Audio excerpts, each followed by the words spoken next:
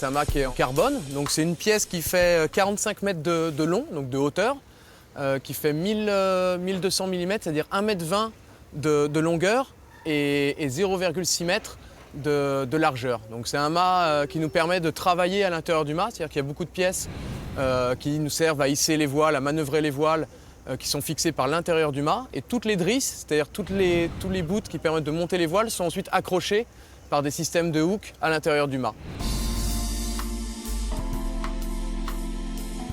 Il peut arriver qu'on ait besoin de monter dans le mât, alors on peut avoir à monter bien sûr à l'intérieur pour vérifier certaines pièces, ou alors à l'extérieur. À l'extérieur du mât, on ne peut y monter que dans des conditions qui sont vraiment clémentes, c'est-à-dire avec une mer plate pour pas que ça bouge de trop.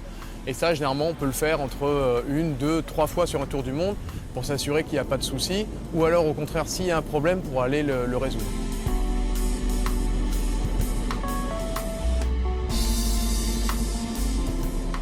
On peut également voir, là on est accroché dessus, les câbles qui nous permettent de tenir le mât. Donc c'est-à-dire que là, ça c'est un câble qui permet de tenir un peu le mât vers l'arrière, c'est un outil de réglage. Et également les câbles qui permettent de tenir le mât sur le côté, ce qu'on appelle les haubans. Donc c'est des câbles sur des fibres textiles dans lesquelles il peut y avoir jusqu'à à peu près 20 tonnes. Et du coup on se retrouve avec une des charges les plus importantes du bateau, qui est à peu près entre 85 et 86 tonnes de compression. C'est aussi pour ça qu'il est assez important en termes de taille et on va dire de diamètre, même si c'est un mât, pour pouvoir tenir cette compression. Et justement, c'est également un des atouts de ces grands mâts, c'est que c'est aussi un outil de performance, puisqu'au niveau aérodynamique, ça permet d'avoir un mât et aussi des voiles qui sont plus performantes.